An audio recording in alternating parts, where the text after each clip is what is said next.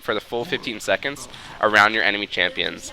And there's an additional part to the ultimate where he gets 175 extra range for all his abilities, and or no, he gets 175 range for the AoE flame, and he also gains 5 Fury a second, so that's very significant. You gain basically a lot of a Fury through that method, and you can just go really hard on your enemies.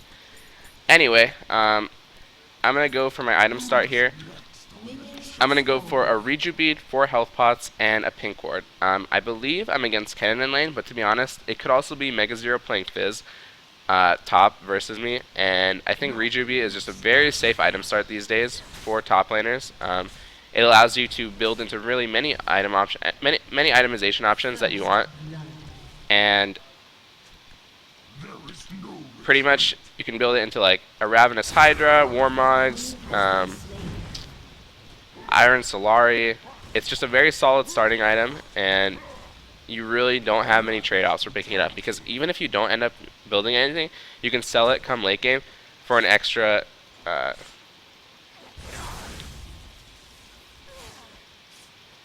for only a hit of about 40 gold, and so that's pretty dang nice.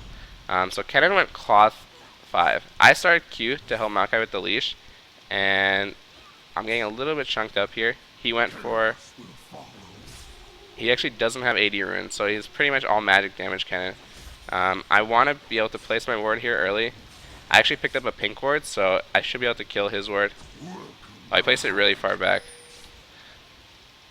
Should be able to kill his pink ward, or his green ward, if I had placed it in range. But to be honest, I'm fine with putting my ward there, because he warded very deep into river. So if my Maokai goes for a very stealthy jungle path, like if he tries to gank through here, then Kennen will have no idea that that's coming. So right now I have 100% Fury built up. Kennen only has 3 health pots. He went for cloth armor to survive against me in lane, which is actually pretty smart. I just popped a health pot because I was a little bit low, and I want to start getting some health back to make a play. I'm going to wait till level 3 when I have all my abilities, and then I might go for a slice and dice combo, followed by a stun onto Kennen to get some nice damage off. My creep wave is actually a bit built up here, so I definitely want to trim it before I try to make a big play. He's just like trimming with auto attacks. I kind of need to get this wave down a little bit here. It's a little bit too big.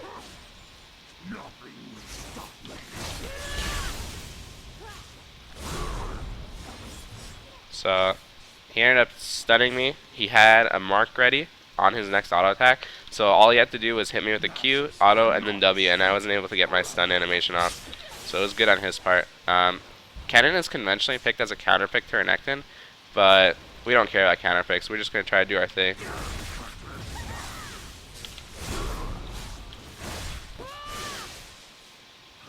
Going all in on him. He's going to stun me soon.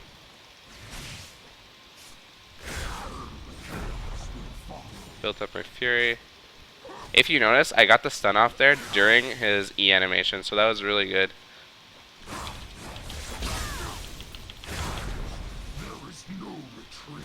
It's quite low. I'm gonna flash stun next time my W is off cooldown. Go for the kill. See if I can pull it off.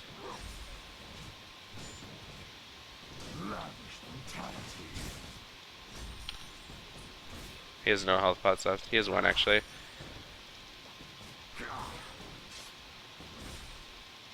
I'm going to try to loop around and hide in this brush, see if he'll walk into it. I'm a little bit low, don't have many health pots. Oh, he just walked by the ward. Should ping that. I just went for the Q there. I had over 50% Fury, so it did a lot of damage. And right now Kennen has a really big wave built up. So if I want to, I could potentially dive this. Their Hecarim is actually on our Maokai at Wraiths. Might be a little bit risky though. The safest thing here is probably just going to be to back. Let's see. Yep, Hecarim came top. I had to get out. That was a close one. So I'm going to get boots here and a Duran's Blade and head back top. In general, on Renekton, you can really build whatever you want. Duran's Blades are very solid for making your laning phase a lot stronger. They give you some extra regen the health and the damage. And Renekton, like I said, scales very well off of AD, so picking up an early Duran's Blade is definitely okay on him. I really don't know how Kennen's building yet. I believe he's going to be going for all magic damage. Sometimes Kennen's go for AD, they go for like... Ooh, gotta be careful here. So what I'm going to have to do... Actually, no, Hecarim's mid. I was going to say Hecarim could be waiting this brush, and since Kennen just popped level 6, I had to be careful to not get ganked there. But I think I'm okay for now. So Kennen's actually backing out. I'm about to hit level 6, and he hasn't backed yet. So ideally, I'd want him to stay in lane, but I think he just went back to buy. So right now, anytime your lane opponent backs, and you got an early shop, what you want to do is to push the lane up really hard and try and make them miss out on as many CS as possible. So right now, there's 5 CS here that I think Kennen is going to miss out on completely because he backed at a bad time. So right now, 48 CS to 46. It's pretty close. The reason I'm behind is because I had to back early due to the Hecarim gank. Otherwise, I'd still be putting some nice pressure under him. And I was looking for a dive under turret. I didn't have the opportunity to make it pull off. Stun's almost up. Generally, when fighting against Kennen, you want to stay away from stay inside of the creep wave. So right there, I actually didn't play it optimally. I should have did my combo and then sliced back into the creep wave, so he wouldn't have had an easy Q to land. I'm actually going to sit away from the brush because he's probably going to check it with Q. And then when he walks up, I'll go for a combo on it.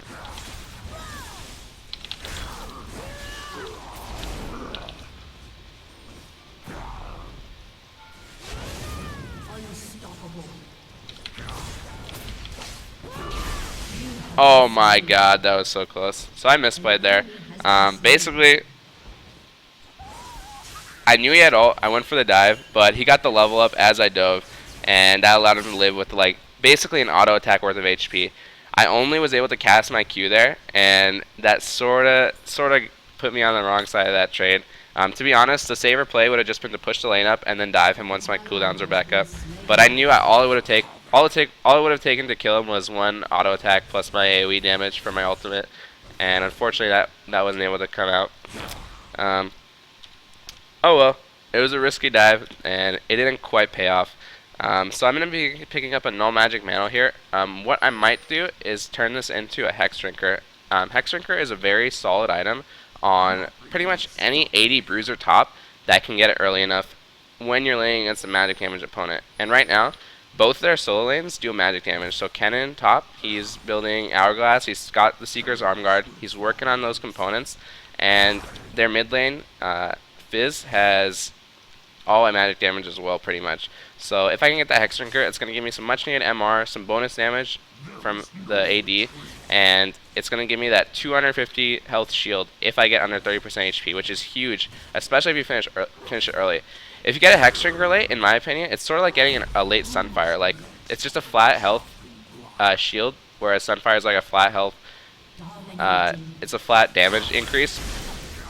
And I just really don't like it if you wait too long to pick it up. I'm back up here. But if you can get it early enough, it can completely swing a matchup. I'm going to drop a ward here again, pop another health pot.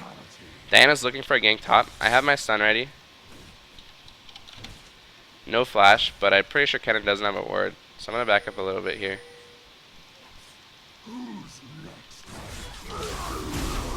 So he wasted his either. He's dead. Good work. Solid gank. Kennen did not place his ward yet, so that was his mistake, and he kind of ensured his own death. It was a good opportunity from Diana to look for that roam, but right now Kennen's dead. I'm gonna go proxy the next wave to guarantee that their team will miss out on as much EXP and gold as possible. So right now this creep wave is dying. I'm gonna run up, build up my fury, kill this wave, and then I'm gonna go back ASAP before they catch up to me. So Kennen's probably like right here. He's coming back to the wave, and he's gonna miss out on all this gold.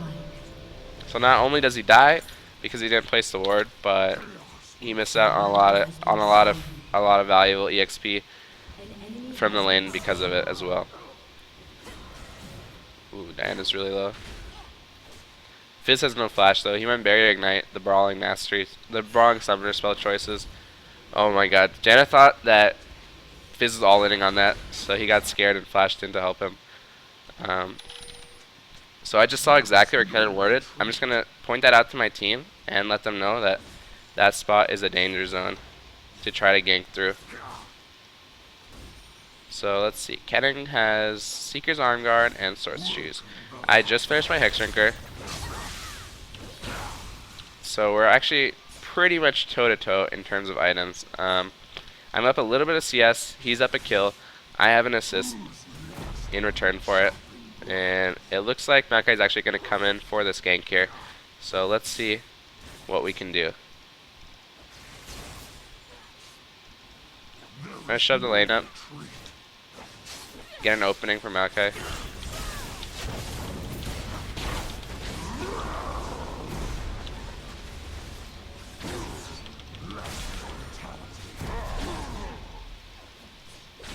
Fairly low here.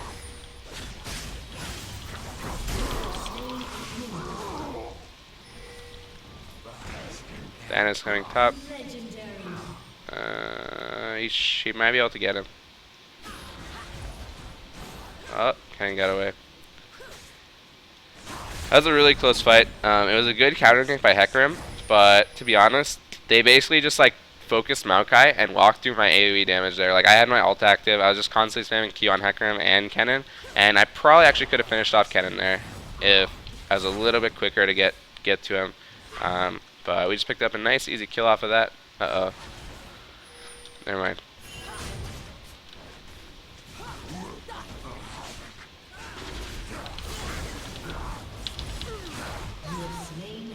Solid gang. So I thought Diana was too low to go for that play, but then I looked at her health, and then she was like, okay, we're going for this after I pinged. And she just double ulti to Fizz, blew his gap closer. He had no flash or ghost because he went for Barrier Ignite, and that was able to just whip out a nice, easy play for our team. Let's see here. I'm going to pick a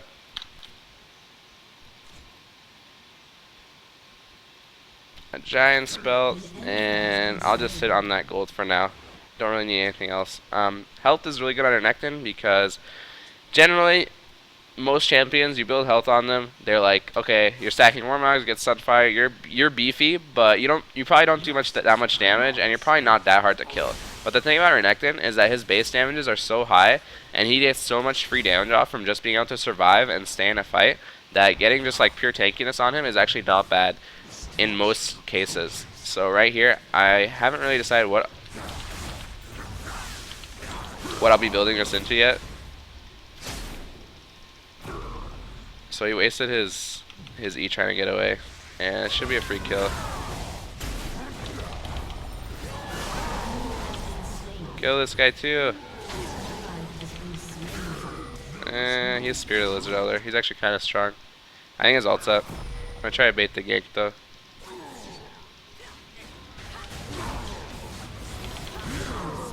Nice play.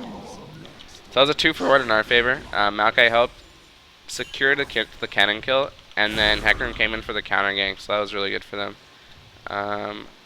Fizz is actually roaming top right now. I'm just going to back. This turret's dying. I'm not going to hit the turret because all these creeps are just dying for free.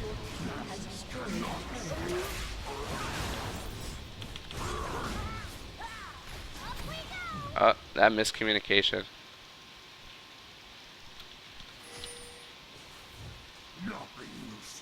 Get him.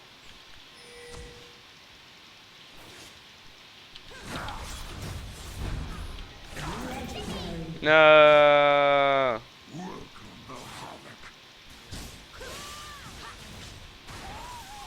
No. Should kept running. We got baited. I might be dead. Oh, I'm okay. They gave up on me. So I think they could probably chose. I had flash up still, so I might have been able to get away, but Diana dove into them, and she distracted them long enough for me to scurry away and survive, so that was good. I'm going to pick up a Kindle Gem here. CDR is really, really valuable on Renekton. Like I said, his base damages are extremely high, so just being able to spam your abilities, get your ult off cooldown faster, spam Q, W, E, R, or QWE in a team fight is really vital. So getting CDR on Renekton, in my opinion, is a very underlooked thing, but very valuable. And a very efficient source of CDR is actually Kindle Gem. So I might actually be looking to pick that up very soon here. Oh, this guy's dead. I'm just going to pop my ult in case there's a counter gank. The reason I think there might be a counter gank is because, Hecarim, or what's his name, turned around during that fight. So I was like, well, if I was him and I was being ganked, I'd just keep running because there's no juke potential there really. Oh god. He barely got enough damage to finish off Maokai. I had nothing else left up, otherwise I would have tried to save him. But yeah, the reason I thought there'd be a counter gank there is because normally Kennen would just run there. Like, there's no way he could juke us. There's no way he could get a kill in a 1v2. And then right as he turned around, Hecarim showed up, but a little too late, as they say there, and they ended up both going down to the double kill. I'm trying to move on mid. That could be a bad fight, I think, for us. Oh man, that was really close. I don't think I can catch him. He's too fast. He's gonna like E over a wall. My ignite's actually almost up though. I'm gonna back up here.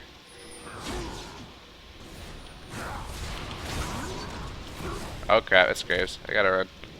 If my ult is up, I'd be down to fight this, but it's gonna be another 20 seconds, so I don't really want to risk it. I'm just gonna go back top. Right here, I'm probably gonna pick up my Spirit Visage. The reason I went for Spirit Visage is because, like I said, they have a very magic damage heavy team. Both their solos deal mostly magic damage. Lulu, she has a bit in her kit. Looks like this guy's going for the AP item next. Kaj's lucky pick. Not sure what he's going to be building that into yet, but it really doesn't matter. He doesn't have that much farm. Graves and Hecarim mostly deal physical and true damage. Hecarim true damage from that Spirit of the Elder Lizard. But for the most part, I'm worried about their solo lanes being able to burst me. And with Spirit Visage, with Hexdrinker, with the Giant Spell, that's just not going to be able to happen. I have double buffs right now. I don't have them for much longer, so I really want to try to get in a fight before those buffs fade. Let's see.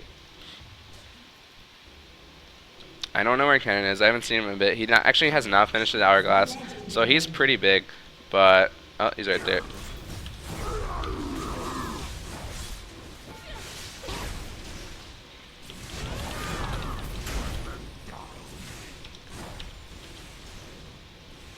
No.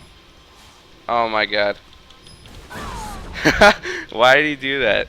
He probably could have ran. I think Fizz is roaming too. Alright, Fizz is bot. Never mind, I'm just going to keep pushing top. So right there, if you noticed, I used Slice and Dice on the creeps that were just about to die, and I didn't actually get the reset. And I believe what happened is my AoE damage from my ultimate actually finished off the creeps right as I was dashing over them. Because I thought I would still have the creeps to get the reset off of there. So that was a nice juke by Kennen. A bit unfortunate how the creeps died before I could get my reset off with Slice and Dice. But for the most part, it was an okay play, except for the fact that he accidentally popped his hourglass, and honestly, I think he probably would have been able to get away, because I only have boots 1, he has boots 2, and he has lightning dash every like 7 seconds right now. So I think that was a pretty easy escape for him. Let's see here. So, oh, we just picked up Dragon. That's gonna be really good for me. I'm just gonna upgrade to Sunfire Cape here. I need a little bit of armor, not so much. Like I said, my main concern is the champions who have a lot of gold this game. Graves had a really bad game. He just got like destroyed by Ezreal and Janna, so I don't really care too much about getting beefy against him. But I'm just gonna pick up a Sunfire Cape just because it's still pretty early into the game. 20-minute Sunfire Cape, I'll allow it. It's not so late that I'll be like, well, their scaling at Mar has far exceeded the damage that you can expect to deal with Sunfire Cape, so it's not that bad at this point. And it's just going to give me some extra AoE damage to capitalize on the AoE damage from my ultimate. Right now, Sunfire Cape does 40 damage in AoE per second, and my ultimate does 70. At rank 3, it's going to be doing 100, so that's going to be a total of 140 AoE damage just for sitting around. Not even including like the damage I'm doing for my spells or anything like that. I'm taking red. I'm already invested in this. I try to roam and pick up a kill afterwards though. That was bad.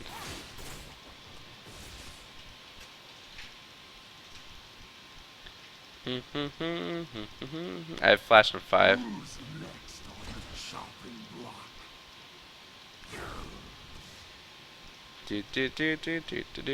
Hunting down Lulu.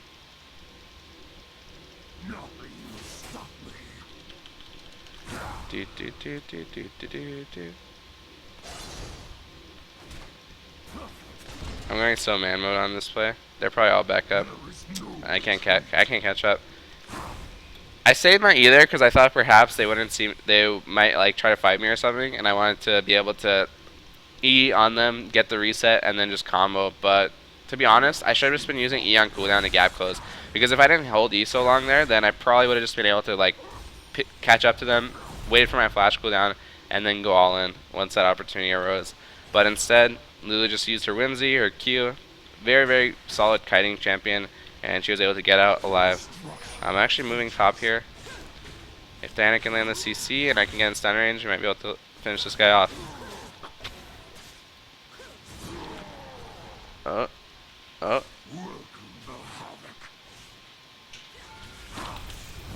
Oh, Kennen came. I was going to flash stun him, but as soon as I saw Kennen, I backed off. Just because I don't want to dive into that. And we don't even know where the rest of their team is, except for Fizz, who showed up mid. And after we backed out of the dive, we saw Lulu top, so it was probably a good thing they didn't go all in for that. Diana might get the ult off. Not quite. Gotta be careful. Fizz is around here. I might try and turn on this with the creep wave. Nah, they already backed out. Oh well. Alright, so my skill order, some people are asking, why did I go Q, E, W? Isn't W his like solid damaging stun ability? And yes, it is. But one thing about his W is that I'm not going to be building much AD on Renekton, and it scales really well with AD, but if you build too much damage, like, okay, there's many ways to build Renekton. Like, it's perfectly fine to build damage, perfectly fine to go for, like, Ravenous Hydra or, like, a Last Whisper or something just to make him even stronger. But the reason a lot of people go for tanky Renekton is because he's so effective and he's so hard to kill. Whereas, like, if you go Ravenous Hydra Renekton, yeah, you'll be doing more damage to your abilities. You'll get the nice, ridiculous scaling on Ruthless Predator. But in general, you're not going to be as effective in team fights as a Renekton that built tanky. It's almost like if you went like AD Olaf, except Olaf doesn't have as like direct AD ratios. It's just a champion that it's much easier to play effectively if you go for beefiness over damage. Looks like we might be looking for a play mid. Let's see here. I'm going to back out. I don't know if he saw me go in the bush. Oh, he did. So that's another cool trick to know about Renekton. If you see a ward and your W is up, all you have to do is auto attack it, pop your W, and you get the instant reset. And this works because your W is an auto attack reset, and it applies the damage of 2 auto attacks basically in that one activation. So you can actually just instantly kill wards with that spell, and it's really, really cool to have. This Graves is just slip pushing. He's actually 0-11, so he's not worth any gold. But he's just suicide pushing to drop pressure off the map. I think Makai should be able to kill him. I don't know. Uh-oh. So I'm fighting their backline. I'm in the mix.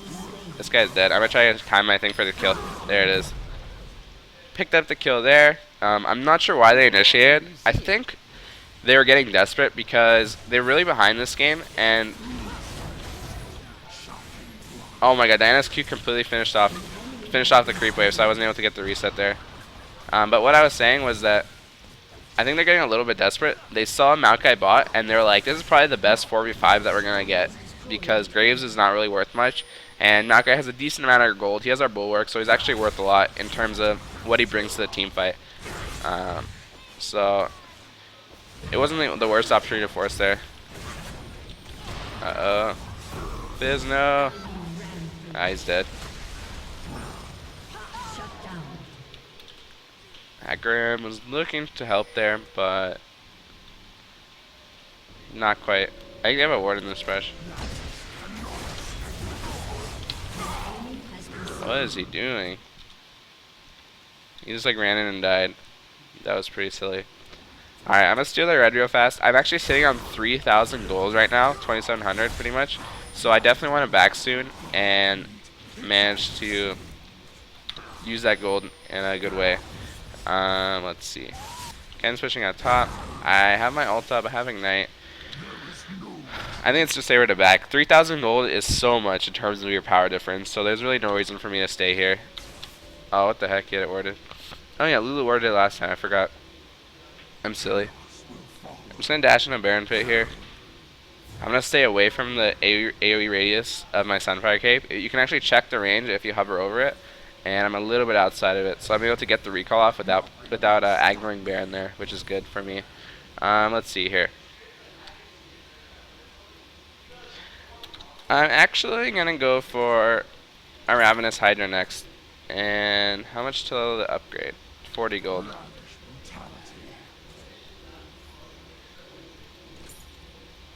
Alright, I'll get Ravenous Hydra and a ward. So I sold my Duran's Blade for that. Duran's Blade, really effective early game, helps you make you a beast in the laning phase, but as the game drags on, it doesn't really scale, so it's not really worth that extra item slot.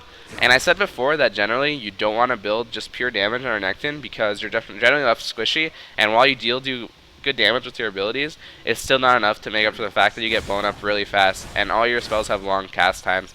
But the reason I picked up the Ravenous Hydra now is because I was looking for some more damage, and I was already tanky enough through my items that I found to be able to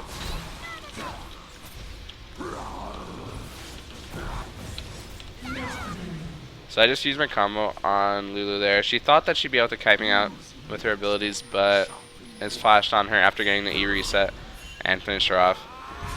I'm doing a lot of damage right now, so if I really get on anyone I want, I can build them up.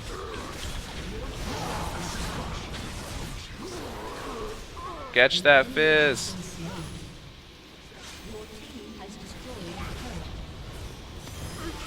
Oh no.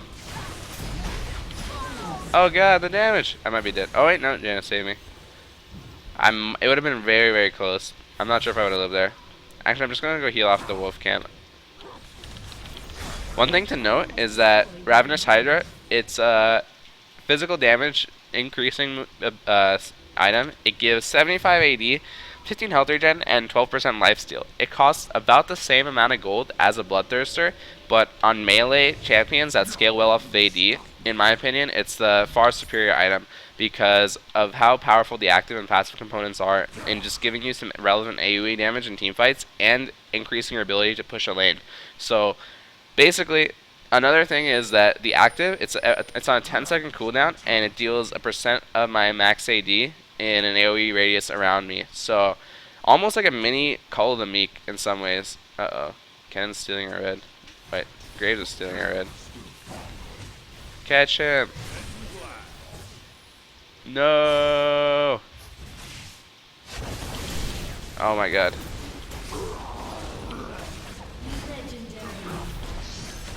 Could be dead here.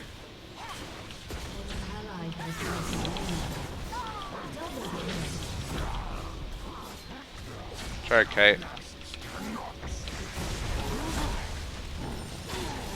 Oh my god, his ult was up. I should have just ran. I didn't realize that he was sitting on ult there. Otherwise, I would have just backed out completely. But anyway, that was a decent team fight. We got a few kills out of it. They actually got the jump on us with a nice bait from Graves. We ended up trading 2 for 2. And all the while, though, Diana has been pushing top. So we got a bit out of that by her not being there. If she was there, the team fight wouldn't have even been close. But because she wasn't, she was able to push out top and apply pressure on the map. So that's perfectly okay in many ways. But yeah, like I was saying, Ravenous Hydra, 10-second cooldown gives you that nice cleave ability. And another really cool thing to note is that the Ravenous Hydra active actually cancels the backswing off of Ruthless Predator. So I'll show you next time I kill a creep camp or something like that. I'll pop my W, pop the Ravenous Hydra, and I'll immediately be free from that stun animation. Because basically, similar to a Warwick ultimate, Renekton sort of applies a mini stun onto himself when he uses that Ruthless Predator. And I'll show you in just a second here. Watch this. See, I can't move for like half a second while I have that W casting, but if I pop my Ravenous Hydra, it actually frees me from that animation. So I get the damage off, and I can instantly start casting, start auto-attacking, start running around. It's really, really nice. I'll show you on this guy if I can get to him. So right there, no delay. I'm probably not actually no. He has no move speed. He just popped his Ravenous. He just popped his Blade of the Ring King active. Should be free. No, Janna, no. I got him. Good work, friends.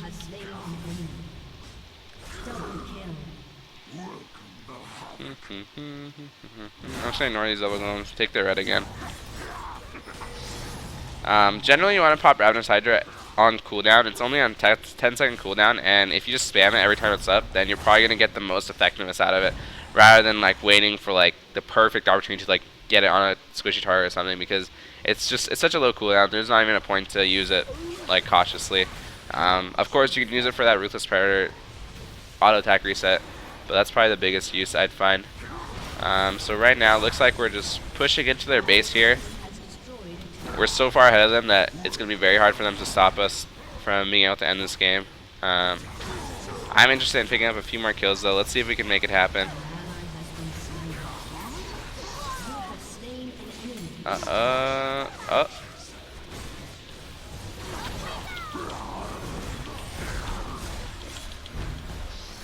Got him. Get them all!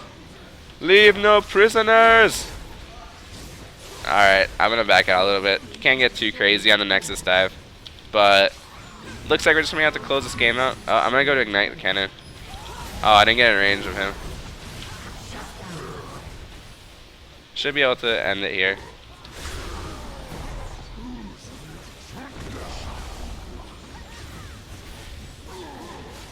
Wait for it. Die! My first Eat a Fade. Oh, the game ended. Good game. So, that was a pretty solid Renekton game. It went quite well.